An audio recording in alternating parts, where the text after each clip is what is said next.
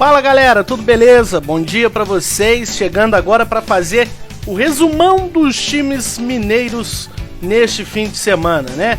Passou Copa do Brasil, eliminações, sequência também na competição, não podemos esquecer do América.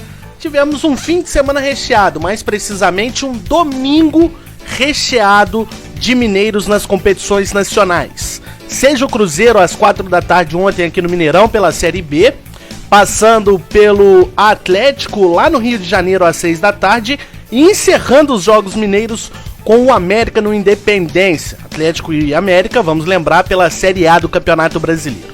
Bom, por ordem cronológica, começamos com o líder da Série B, a equipe que mais tem vitória na competição, a equipe que está totalmente isolada na primeira colocação, com mais de, vamos fazer as contas aqui, com mais de 5 pontos, que é a equipe do Cruzeiro, e mais de 15 pontos da equipe que está na quinta colocação.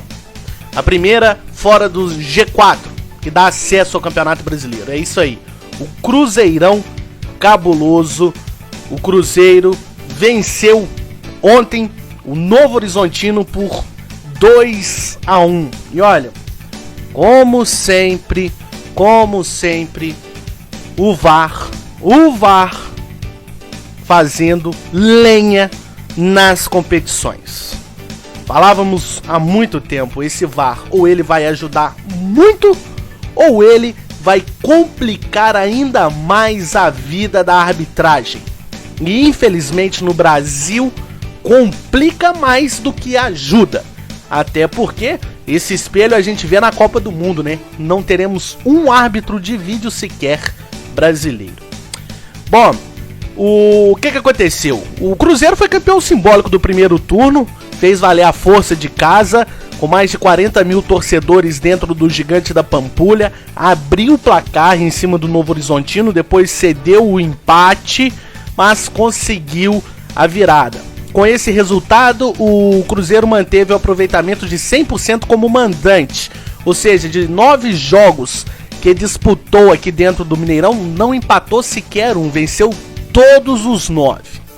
Bom, o Adriano abriu o placar, esse é o lance polêmico, né? Esse é talvez o lance mais complicado, né?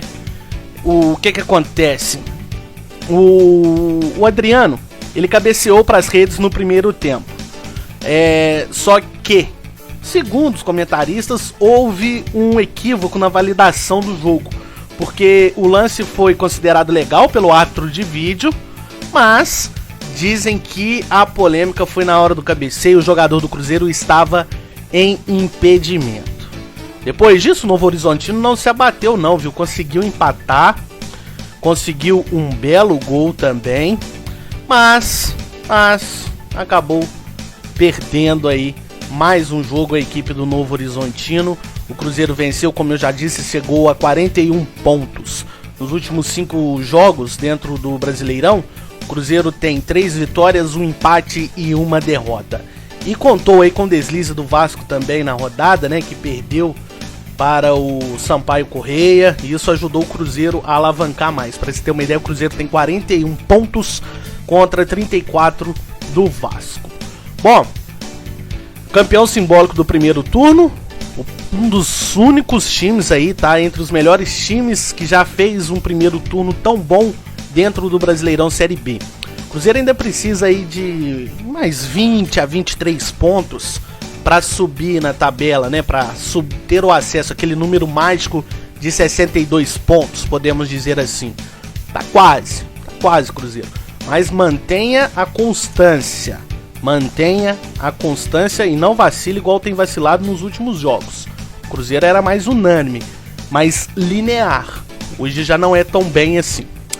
Bom, saindo da segunda divisão, indo para a primeira divisão, como eu disse, às 6 da tarde o Botafogo enfrentou o Atlético Mineiro lá no Engenhão e não deu outra. O Galão da Massa conseguiu recuperar. O jogo que era a vida do Turco Mohamed, ou Turco Mohamed, foi tranquilo, entre aspas.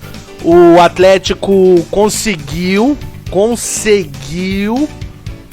adequar o seu jogo com o retorno do Zaratio, jogando pelos lados, deixando o Nath um pouco mais recuado no meio para a criação. Vargas também foi muito bem. O Hulk mais reclamando do que tudo. Mas, querendo ou não, o Atlético conseguiu impor o seu ritmo mais avassalador nos primeiros minutos. O Botafogo ficou na roda ali. O Hulk, aquele mesmo jogo de sempre do ano de 2022. Bola de fora da área ali pro Hulk para cercar, tentar fazer a parede ou se não finalizar ali de média distância, mas não levou nenhum perigo. Olha, em meio à confusão, houve também uma reclamação, porque o que aconteceu? No primeiro tempo, o Rafael Claus marcou um pênalti por conta de uma suposta mão do Felipe Sampaio, jogador do Botafogo na área. Porém, o VAR corretamente cancelou, aí o ato voltou atrás. Porém, no segundo tempo, ali na etapa final, nos acréscimos, o Ademir pegou um rebote do chute do Hulk e tocou para o Keno ampliar. O gol de início foi validado pelo Rafael, mas o VAR apontou o impedimento do Keno. E o impedimento bem marcado. Porém, no mesmo lance, logo ali no início, houve um pênalti. O Ademir foi derrubado pelo Del Piage ali na área. O Klaus chegou a checar o vídeo, anulou o gol e não assinalou o pênalti. Ao meu ver, foi pênalti também. Então, o jogo do Cruzeiro, polêmica. O jogo do Atlético, polêmica. No jogo do América foi mais tranquilo, mas tranquilo para os visitantes, né?